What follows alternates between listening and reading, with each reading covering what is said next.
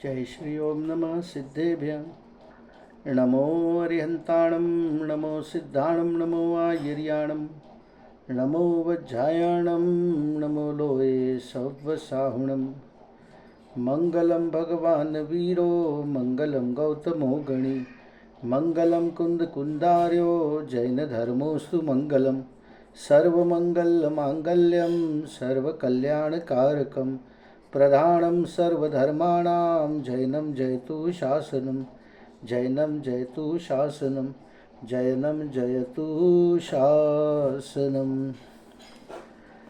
छत्र चूड़ामणि की वांचना हम लोग कर रहे हैं। आचार्य वादीब सिंह सूरी द्वारा विरचित जीवनधर चरित्र है ये। इसमें हम लोग तीसरे लंब के 19 श्लोक पढ़ चुके हैं, जिसमें एक 5वीं उपकथा आई थी श्रीदत्त सेठ की, जो धन कमाने के अर्थ दूसरे समुद्र के रास्ते दूसरे द्वीप पर गए थे और रास्ते में उनकी जो नाव थी वो समुद्र के बीच में डूबने की हालत में आ जाती है। तभी उनको एक लकड़ी का टुकड़ा दिखता है, उस पर बैठ के वो एक दूसरे द्वीप पर पहुंचते हैं सेठ श्रीदत्त। आज हमको 21 नंबर श्लोक से आगे बात बढ़ानी है, पेज नंबर 187 पर। तत्व ज्ञान की महिमा। नष्टशेव धीरप्येष मृष्टमेव मकर्तर्कयात् दुःखार्थोऽपि सुखार्थो हि तत्वज्ञान धने सति। अन्वयार्थ। नाश हो गया है उपार्जित धन जिसका, ऐसे इन श्रीदत्त सेठ ने भी इस प्रकार विचार किया। श्रीदत्त सेठ के धन के नाश होने के उपरांत उन्होंने किस प्रकार का विचार किया वो इस श्लोक में बताया जाएगा। अत्र नीति। निश्चय से तत्व ज्ञान रूपी धन के रहने पर दुखकर पदार्थ भी सुखकर हो जाते हैं। सरलार्थ। कमाया हुआ सभी धन समुद्र में नष्ट हो जाने पर भी श्रीदत्त सेठ शांत मन से विचारते हैं, क्योंकि तत्व ज्ञान रूपी धन के होने पर दुखदायक पदार्थ भी सुखदायक प्रतीत होते हैं। इस पे बहुत गहरी बात ये बता दी है कि यदि आपके पास में तत्व ज्ञान नाम का धन है, तत्व ज्ञान रूपी धन है, तो आपको दुखदायक पदार्थ भी सुखदायक प्रतीत हो सकते हैं। जैसे इस केस में यहाँ पर सेठ श्रीदत्त ने बहुत मेहनत से कमाया हुआ लगभग सारा धन समुद्र में नष्ट हो जाता है, फिर भी सेठ श्रीदत्त जो हैं वो शांत मन से विचारते हैं। क्या विचारते हैं ये हम लोग आगे देखते हैं अगले श्लोक में। श्लोक नंबर 22 पेज नंबर 188 पर। श्रीदत्त सेठ का आत्म संबोधन। अब वो स्वयं को संबोधन कर रहे हैं और यही संबोधन हमको अपने ऊपर भी लगाना है। तृष्णाग्निदाहमानस्त्वं मूढ़ात्मकिं नु मनुहसि लोकद्वैहितध्वंसौर्न हि तृष्णारुषोर्भिदा। अन्वयार्थ। अरे मूढ़ आत्मन। ये कौन कर रहा है? सेठ श्रीदत्त जो है स्वयं को संबोधन कर रहे हैं कि अरे मूढ़ आत्मन, तृष्णा रूपी अग्नि से जलता हुआ तू क्यों मोह को प्राप्त होता है? निश्चय से इस लोक और परलोक संबंधी हित के नाश करने वाले तृष्णा और क्रोध में कुछ भेद नहीं है। क्या बता दिया यहाँ पे कि सेठ श्रीदत्त जो है वो स्वयं को संबोधन कर रहे हैं कि हे मूढ़ात्मन, तू तृष्णा रूपी अग्नि में जलकर क्यों मोह को प्राप्त हो रहा है? क्यों जल रहा है तृष्णा की अग्नि में? निश्चय से इस लोक में और परलोक में ये हित के नाश करने वाली तृष्णा और क्रोध में कुछ भेद नहीं है, दोनों समान ही होते हैं। सरलार्थ। हे मूढ़ आत्मन, तृष्णा रूपी अग्नि से जलने वाले तू व्यर्थ ही पुनः पुनः मोह या लोभ क्यों कर रहा है? मतलब उसको ऐसा लग रहा है कि मैं थोड़ा पैसा बचा लेता, कुछ तो धनराशि में अपनी बचा लेता डूबने से। अरे लेकिन उसको ये नहीं समझ में आ रहा है कि अगर वो पैसे बचाने जाता तो खुद के प्राणों का अंत हो जाता। तो क्या बता रहे हैं सरला, फिर से देखते हैं हम लोग। हे मूढ़ आत्मन, तृष्णा रूपी अग्नि से जलने वाला तू व्यर्थ ही पुनः पुनः मोह या लोभ क्यों कर रहा है? इहलोक और परलोक संबंधी हित के नाशक तृष्णा और क्रोध में कुछ भी अंतर नहीं है। विशेषार्थ, श्रीदत्त सेठ धन के लोभ से निर्वृत्त होना चाहते हैं, क्योंकि अभी अभी धन के लोभ के कारण ही प्राण घातक संकट का सामना करना पड़ा था। क्या बताया, जब भाई नाव बीच समुद्र में डूबने वाली थी तो ये तो उनको लकड़ा एक दिख गया और उसके वजह से उनके प्राण बच गए, नहीं तो उस धन के कारण या उस लोभ के कारण उनको प्राण घातक संकट का सामना करना पड़ा था। अतः वे विचार करते हैं कि जैसे क्रोध कषाय से इहलोक और परलोक में जीव का अहित होता है, वैसे ही लोभ कषाय से भी जीव का अहित ही होता है। कषाय कहते ही उसे हैं जो जीव को कसे अर्थात दुख दे। देखिए यहाँ पे क्रोध और लोभ ये दो कषाय बताई गई है, लेकिन कषाय तो चारों ही एक समान ही हैं। दो कषाय राग रूपी हैं, दो कषाय द्वेष रूपी हैं। क्रोध मान माया लोभ, ठीक है ना, ये चार कषाय हैं, इनमें से दो क्रोध और मायाचारी। क्रोध मान माया, क्रोध और मान ये द्वेष रूपी हैं, और लोभ, क्रोध मान माया लोभ, माया और लोभ ये द्वेष राग रूपी है। ठीक है। कषाय कहते ही उसे हैं जो जीव को कसे अर्थात दुख दे। अगला श्लोक देखते हैं हम लोग। आशा ही सुख नाशक, ये आशा सुख नाशक होती है, वो बता रहे हैं इस श्लोक में। लोकद्वय हितायात्मा नैराश्य निरतो भव, धर्म सौख्य चिदाशा ते तरुच्छेद फलर्थिनाम। अन्वयार्थ, हे आत्मन, तू दोनों लोकों के हित के लिए निराशापने को प्राप्त हो, अर्थात विषयों की आशा को छोड़ दे, क्योंकि फलार्थी पुरुष के वृक्ष के नाश समान, अर्थात जो फल तो चाहते हैं और वृक्ष को काट रहे हैं, उन पुरुषों के समान तेरी विषयों के संबंध की आशा धर्म और सुख का नाश करने वाली। बता ना, आशा जो है, ये आशा कभी किसी की पूरी नहीं होती। हम जो आशा है ना कि इच्छा, हम किसी चीज़ को पाने की आशा या इच्छा करते हैं, वो अपनी कभी ख़त्म नहीं होती। उस पर्टिकुलर वस्तु संबंधी जो आशा इच्छा है उसकी पूर्ति हो सकती है। हमने सोचा मन में कि हमको एक 4 व्हीलर आ जाए घर में, तो उसके लिए हम बहुत मेहनत करते हैं, पैसे इकट्ठा करते हैं, फिर उसको सिलेक्ट करने जाते हैं, उसको पसंद करते हैं, घर वालों को बताते हैं, प्राइस नेगोशिएशन करते हैं, सब कुछ करते हैं। बहुत लंबी चौड़ी मेहनत करने के बाद जब वो गाड़ी घर में आ जाती, तो ऐसा तो है नहीं कि अब कोई दूसरी इच्छा जगेगी नहीं। उसके बाद में दूसरी इच्छा जगती है, फिर उसकी रक्षा करने की इच्छा जगती है, उसके ऊपर कवर लगाते हैं, उसको साफ़ करने के लिए मतलब वॉचमैन को पैसे देते हैं। तो ऐसे बहुत सारी क्रियाएं होती, आशाएं कभी पूरी नहीं होती। ठीक है। सरलार्थ देखते हैं हम लोग। जिस वृक्ष के फल चाहते हैं, जिस वृक्ष से फल चाहते हैं, उसी वृक्ष को काटने के समान तेरा धन लोभ धर्म और सुख का नाशक है। अतएव हे आत्मन, दोनों लोकों में आत्म कल्याण के लिए विषय भोग एवं धन की इच्छा को छोड़कर निर्लोभ आत्म स्वभाव का आश्रय ले। क्या बता रहे हैं यहाँ पे कि ये आत्म स्वभाव जो है वो एकदम निर्लोभ है, उसमें किसी प्रकार का कोई लोभ नहीं है। तो उसका आश्रय लेने से अपने को इस लोक में भी सुख की प्राप्ति हो सकती है, लौकिक सुख की, और पारलौकिक सुख की भी प्राप्ति हो सकती है। मगर अगर इनका आश्रय नहीं लेंगे तो ये दोनों जो क्या बोलते हैं, जिस वृक्ष से हम फल चाहते हैं उसी को काटने के समान ये हमारा धन लोभ धर्म को भी काटता है और सुख को भी काटता है। अगला श्लोक देखते हैं हम लोग। संसार की असारता का साक्षात अनुभव। संसारासार भावोय मोहो साक्षात कृतो धुनो, यस्मादन्य दुपक्रांतम नद्यापतिंत पुने। अन्वयार्थ, आश्चर्य है कि इस समय मैंने इस संसार के असारपने को प्रत्यक्ष कर लिया, मतलब उसको प्रत्यक्ष समझ में आ गया कि संसार कितना असार है। ये सेठ श्रीदत्त अब स्वयं को संबोधन कर रहे हैं, और यही चीज़ हमको भी हमारे डेली लाइफ में भी ऐसी अनेकों घटनाएं, रोज़मर्रा की घटनाएं ऐसी घटती है जब अपने को प्रत्यक्ष ये समझ में आता है कि जैसा हम चाहते हैं वैसा हो नहीं रहा है। मगर हम लोग उसको एडजस्ट कर लेते हैं, संसार की असारता की तरफ हमारा ध्यान ही नहीं जाता।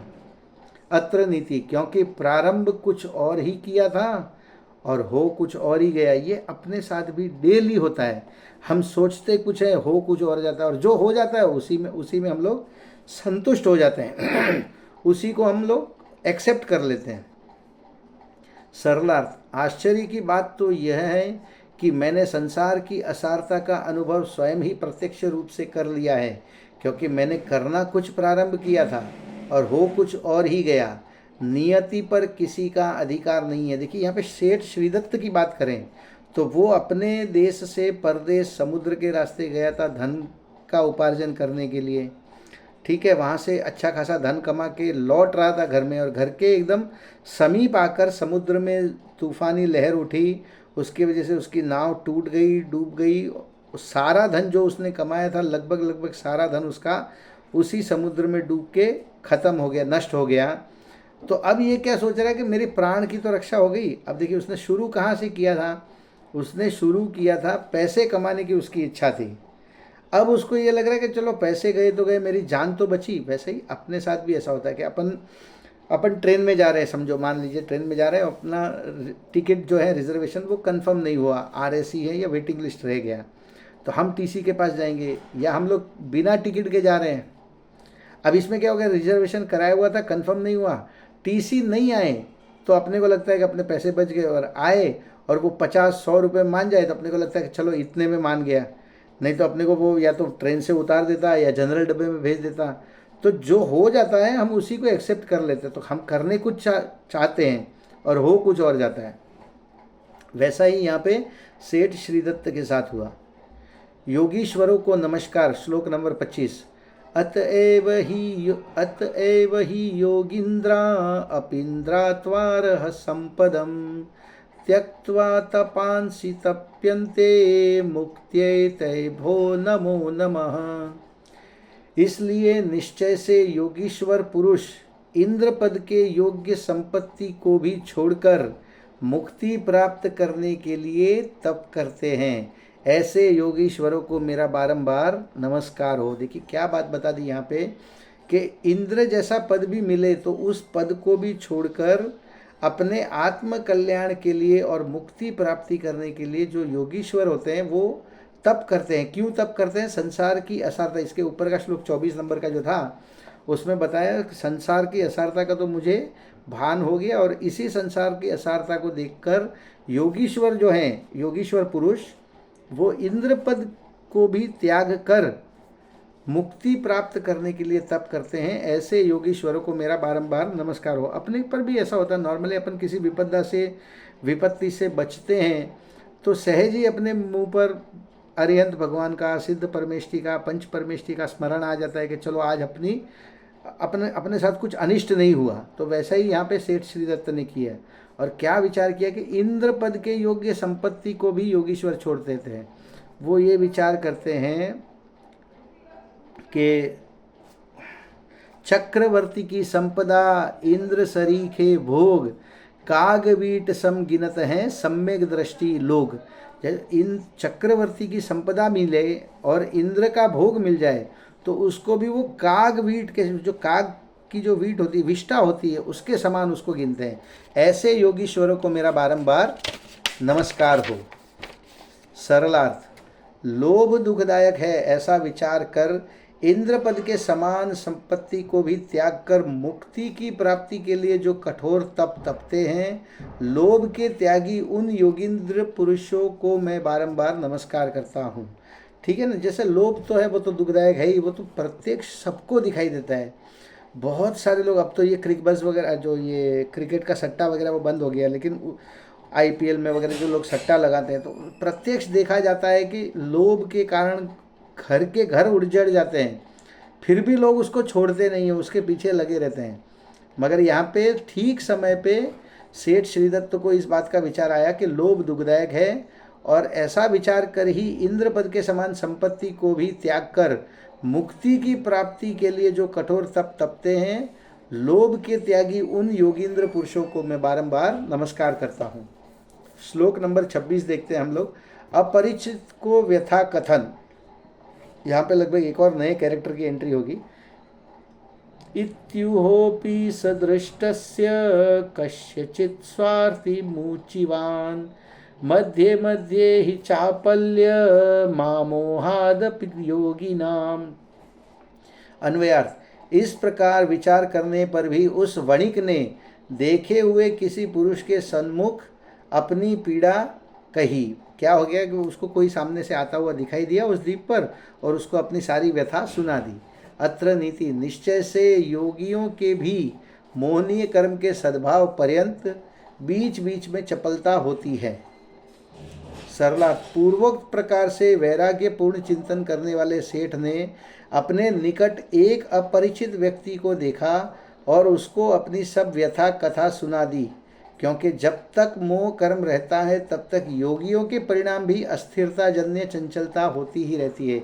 यहाँ पे जो योगियों को मोह कर्म का उदय बताया गया और उसके परिणाम में जो अस्थिरता बताई गई है, ये 6वें 7वें गुणस्थान में झूलते मुनिराजों के बारे में बताया गया है कि 7वें गुणस्थान में तो वो अपने आत्मा के चिंतन में लगे रहते हैं, मगर उसमें अगर अंतर मुहूर्त से ज़्यादा रह जाए, 48 मिनट से ज़्यादा रह जाए तो केवल ज्ञान पा सकते हैं, लेकिन उतना काल अपनी आत्मा का ध्यान वो कर सकते नहीं, तो उससे बाहर आते हैं 1 सेकंड के लिए या अंतर मुहूर्त तक के लिए, फिर अंदर जाते हैं। इसलिए कहा जाता है 6ठे 7वें गुणस्थान में झूलने वाले मुनिराज। तो यहाँ पे जो मोह कर्म बताया गया है उसमें क्या, वो मोह कर्म में उनके तो कोई रिश्तेदार है नहीं, हाथ में कोई परिग्रह है नहीं, तो किससे मोह करेंगे। तो अपने शिष्यों पर करुणा करके उनके मोहवश वो शास्त्र लेखन आदि का कार्य करते हैं, उसको यहाँ पे योगियों के मोह कर्म का परिणाम बताया है और उसी से उनको अस्थिरता जन्य चंचलता होती है। विशेषार्थ, श्रावक अथवा मुनि को अपनी भूमिका के अनुसार अस्थिर रहना वस्तु स्वरूप में ही गर्भित है। जितनी मात्रा में पुरुषार्थ की कमजोरी है उतनी मात्रा में उदय निमित्त मोह परिणाम भी होते हैं। वे मोह परिणाम यथा योग्य भूमिका को नष्ट नहीं करते अपितु भूमिका का ज्ञान करा देते हैं। ठीक है, उस मोह से भूमिका का नाश नहीं होता। यदि श्रावक है तो श्रावक के जन्य उनके मोह के परिणाम होंगे, और यदि मुनिराज है तो मुनि के अनुरूप उनके मोह परिणाम होंगे। श्रीदत्त सेठ तो गृहस्थ ही हैं, यहाँ पे तो गृहस्थ की ही बात चल रही है। उन्हें तत्वज्ञान के साथ वर्तने वाले राग के कारण अपनी पीड़ा कहने का मोह भाव आना भी सहज है। देखिए, है गृहस्थ, ठीक है, और साथ में अभी आसपास कोई है नहीं, जो भी नाव में थे, जो दूसरे लोग थे वो तो वहीं रह गए और ये अपने बच के यहाँ पर आ गए द्वीप पर। तो उनको जो भी दिखाई दिया तो मोहवश उन्होंने अपनी पीड़ा दूसरे को, जो भी उनको सामने दिखाई दिया उसके साथ उन्होंने साझा की उस चर्चा को। मुनिराज को भी प्रमत्त अवस्था में देवशास्त्र गुरु या शिष्य आदि के प्रति राग मूलक परिणाम होते ही। हमने बताया ना कि या तो देवशास्त्र गुरु की भक्ति करेंगे, भक्ति काव्य लिखेंगे भक्तांबर जैसे, या फिर शिष्य के प्रति अगर राग मूलक परिणाम होंगे तो शास्त्र लिखने का कार्य करेंगे। श्लोक नंबर 27। आगंतुक की मायाचारी यादृच्छिक इवात्यास्त कृच्छम सोपि शुश्रुवान संसतो व्यावहारस नहीं माया विवर्जित। अन्वयार्थ, उस पुरुष ने भी बिना मतलब से आए हुए के सदृश उनका कष्ट सुना। अत्र नीति निश्चय से संसार में व्यवहार माया से रहित नहीं होता। देखिए, ये कौन है कि मैं कौन कि मैं खामखा, उसको भी ना सेठ श्रीदत्त से कुछ लेना देना, ना उनकी व्यथा से कुछ लेना देना, मगर फालतू में उनकी बातें सुन रहा था। वो उनकी व्यथा सुन के वो मज़े लेने के लिए शायद सुन रहा हो। देखते हैं हम लोग सरलार। श्रीदत्त सेठ के पास किसी अज्ञात प्रयोजन से आए हुए उस आगंतुक ने श्रीदत्त सेठ का कष्ट या दुख सहजता से सुन लिया, क्योंकि संसार में प्रायः मायाचारी रहित व्यवहार होता ही नहीं है। अब यहाँ पे ये बताना चाह रहे कि वो आया था किसी और प्रयोजन से, किसी न किसी प्रयोजन से वो सेठ श्रीदत्त के पास आया था, लेकिन आते ही तो अपना प्रयोजन वहाँ पे स्पष्ट करेगा नहीं, इसलिए पहले उनकी बात सुन ली सेठ श्रीदत्त की। विशेषार्थ, प्रायः संसार में लौकिक व्यवहार अपनी अपनी भूमिका के अनुसार ही होता है। उत्तम आर्जव धर्मधारक श्रावक को भी 2 या 3 कषाय चौकड़ी के उदय से यथा योग्य माया कषाय रहती ही है। उसे अनंतानुबंधी एक कषाय चौकड़ी के अभाव पूर्वक उत्तम आर्जव धर्म रहता है। देशव्रती श्रावक के 2 कषाय चौकड़ी के अभाव पूर्वक उत्तम आर्जव धर्म होता है, और मुनिराज के 3 कषाय चौकड़ी के अभाव से प्रकट वीतरागता रूप उत्तम क्षमा आदि धर्म होते हैं। क्या बता रहे हैं यहाँ पे?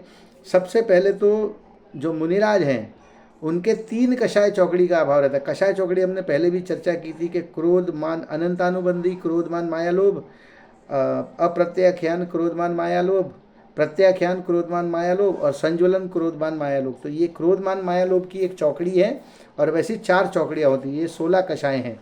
तो मुनिराज के 3 चौकड़ी का अभाव होता है। जो देशव्रती श्रावक होता है उनके 2 कषाय चौकड़ी का अभाव होता है, और जो साधारण श्रावक हैं उनके 1 कषाय चौकड़ी, उसे अनंतानुबंधी की 1 कषाय चौकड़ी का अभाव रहता है। तो उस पूर्वक उसको उत्तम आर्जव धर्म रहता है। यहाँ पे ये बताना चाह रहे हैं, ठीक है ना। श्रीदत्त सेठ को ले जाना, श्लोक नंबर 28। श्रुत्वामिषेण केनापि नीत्वा राजत भूधरम स्वागते कारणम सर्वम भाणी तस्य वणिक्यपते। अन्वयार्थ, उसने सेठ के दुख को सुनकर किसी बहाने से विजयार्थ पर्वत पर ले जाकर सेठ से अपने आने का कारण कहा। अब कहाँ लेके चला गया उसको? विजयार्थ पर्वत पर। ये विजयार्थ पर्वत का थोड़ा सा हम लोग समझते हैं कि क्या होता है। ये अपना भरत क्षेत्र जो है अपना, आप सबसे पहले जम्बूद्वीप समझ लीजिए। जम्बूद्वीप जो है वो 3 लोक के मध्य में एकदम बीच में सबसे मतलब गोलाकार, सबसे बीच में सबसे एकदम पहला, जिसको कह सकते हैं पहला जो द्वीप है उसको जम्बूद्वीप कहते हैं। उसके बीच में 6 पर्वत आने से उसके 7 खंड हो जाते हैं। तो सबसे जो साउथ में दक्षिण दिशा का जो सबसे है खंड उसको भरत क्षेत्र कहते हैं, जिसमें हम लोग रहते हैं।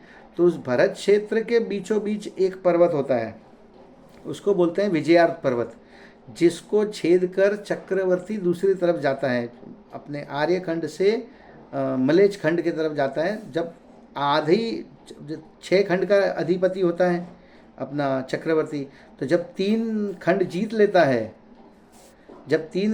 लेता है तो उसके बाद वो विजयार्थ पर्वत से उस तरफ दूसरी तरफ जाता है वो।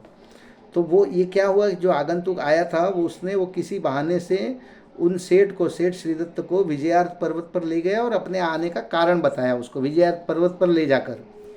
सरलार्थ, तदनंतर वह आगंतुक मनुष्य श्रीदत्त सेठ को किसी बहाने विजयार्थ पर्वत पर ले गया और वहां जाकर एक कथा के माध्यम से वह अपने आगमन का कारण सविस्तार बताने लगा। अब यहाँ पे जो उपकथा 5 थी वो समाप्त हुई, यहाँ पे 6ठी उपकथा शुरू होती है। देखते हैं हम लोग उसके आने का क्या कारण था। श्लोक नंबर 29। आगंतुक से वृत्तांत सुनना। विजयार्ध गिरावस्ती दक्षिण श्रेणी मंडने गांधार विषय ख्याते नित्यलोक्य हयापुरी।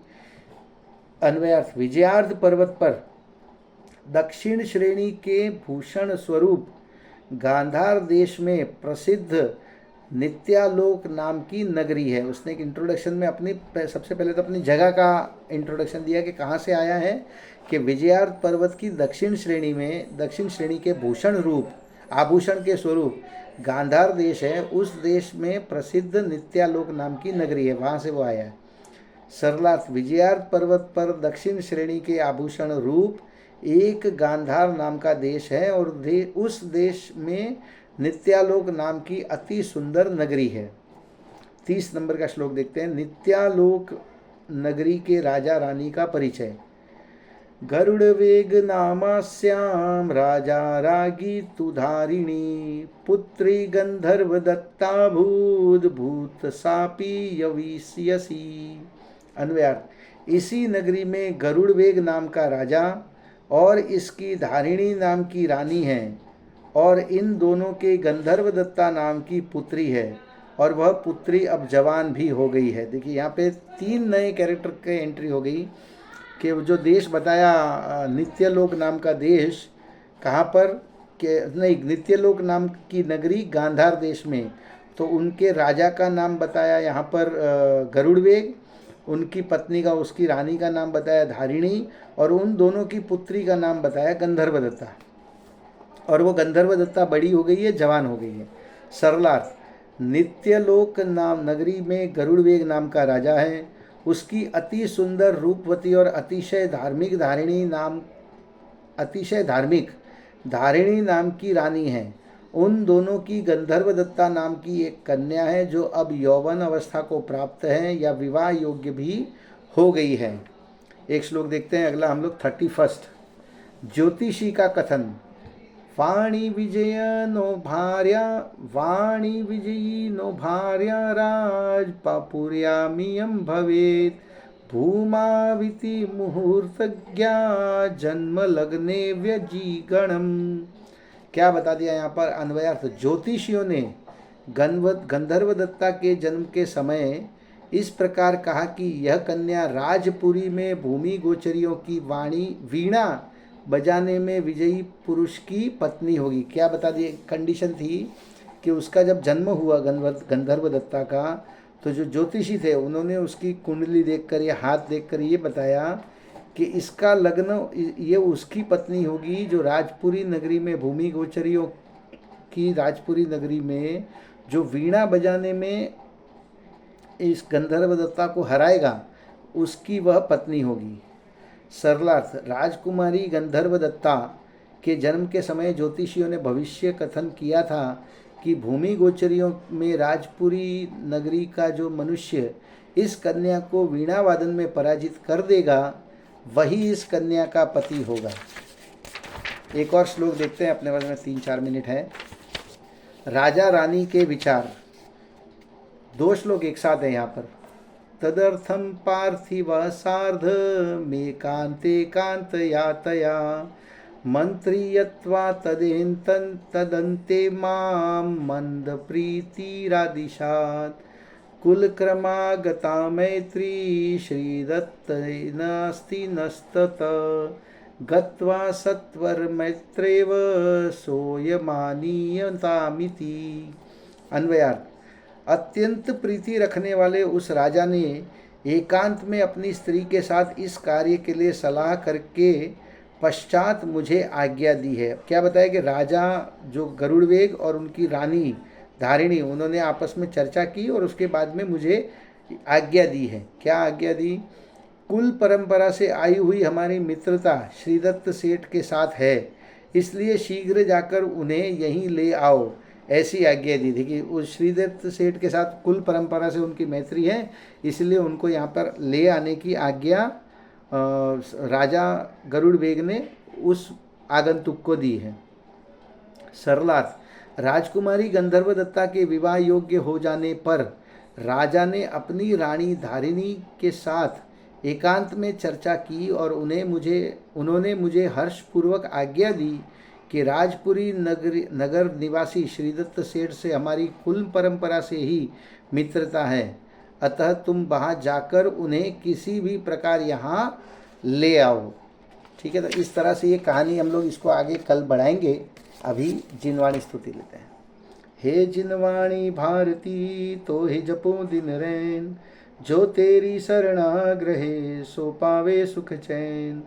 जिनवाणी के ज्ञान ते सूझे लोकालोक, सो वाणी मस्तक नमो सदा देत हूँ ढोक, सदा देत हूँ ढोक। जय जिनेन्द्र।